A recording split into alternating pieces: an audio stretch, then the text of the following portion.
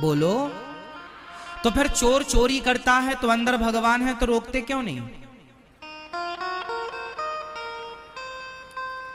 फिर लोग गलत काम करते हैं तो भगवान यदि सबके भीतर हैं तो रोकते क्यों नहीं?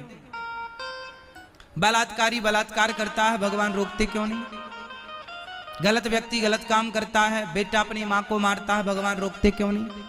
यदि भगवान सबके भीतर हैं तो आप सिद्ध करके बताओ कि फिर भगवान गलत काम करने वाले को रोकते क्यों नहीं?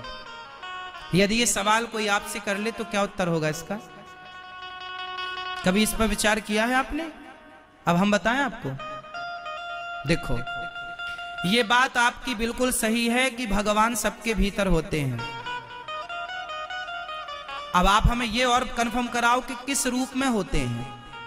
बेटा आप बताओ, भगवान सबके भीतर होते हैं, ये बात सही है कि गलत है? हाँ या ना? होते हैं। किस रूप में होते हैं? जोर से मैया, ये लाल मैया बताओ, सारी जितनी लाल साड़ी वाली हैं, किस रूप में भगवान सबके भीतर हैं? उत्तर दो। हाँ हाँ बोलो, कुछ बोलो। हाँ, आत्मा के रूप में भगवान हम सबके भीतर किस रूप में समाये हैं? ईश्वर अंश जीव अविनाशी, आत्मा भगवान ही है। अब भगवान हम सबके भीतर, यदि भगवान सबके भीतर है तो चोर चोरी करता है तो उसे भगवान रोकते क्यों नहीं? यही तो सवाल था। आओ इसका उत्तर देता हूं। देखो, कोई भी व्यक्ति जब कोई गलत काम करता है तो एक बार उसके भीतर से ये आवाज जरूर निकलती है कि ये गलत है। वो आवाज होती है अंतरात्मा की आवाज, मन की आवाज।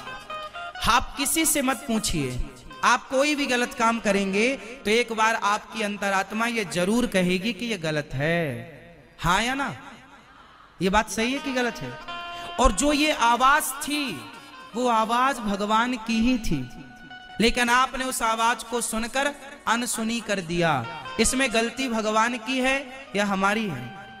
इसलिए भगवान ने तो रोका था। हर बलात्कारी को एक बार भगवान ये करने से जरूर रोकते हैं, भाई ये गलत है। चोर की आत्मा जरूर कहती है, शराबी, कोई भी शराबी हो, उसकी आत्मा जरूर कहती है कि मैं जो कर रहा हूं वो गलत है।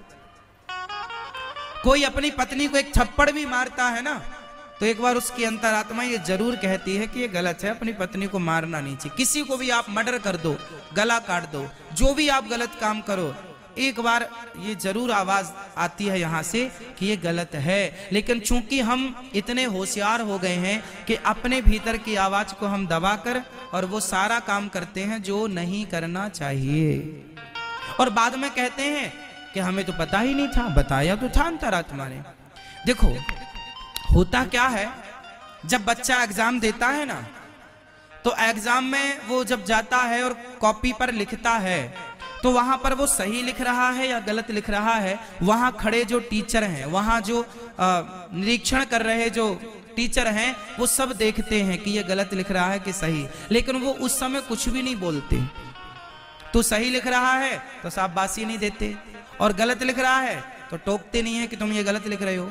आप एग्जाम में जब कुछ लिखते हैं तो वहां खड़े टीचर कुछ बोलते हैं आपसे कि सही है या गलत है? आप लिखते जाइए, लिखते, वो देखते हैं, उन्हें पता है कि आप सही कर रहे हैं गलत कर रहे हैं, लेकिन वो सब देखते हैं, उसका परिणाम बाद में आएगा। उसी प्रकार ईश्वर वो टीचर है जो खड़ा खड़ा सब देखता है।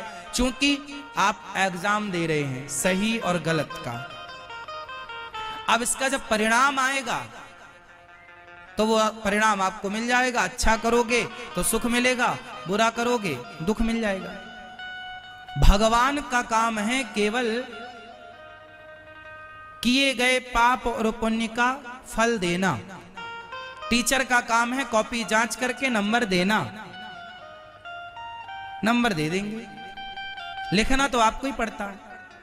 आपको मौका मिला था ना 1 साल पढ़ने का, खूब पढ़ाई कर लेते 1 साल में, क्यों नहीं पढ़े? नंबर कमाए तो साल भर क्या कर रहे थे आप? सवाल आपसे तो पूछा जाएगा। उसी तरह भगवान ने आपको उम्र दी तो है 25 साल, 50 साल, 100 साल की आयु। इन 100 सालों में आपने क्या किया, ये पूछा जाएगा ना आपसे।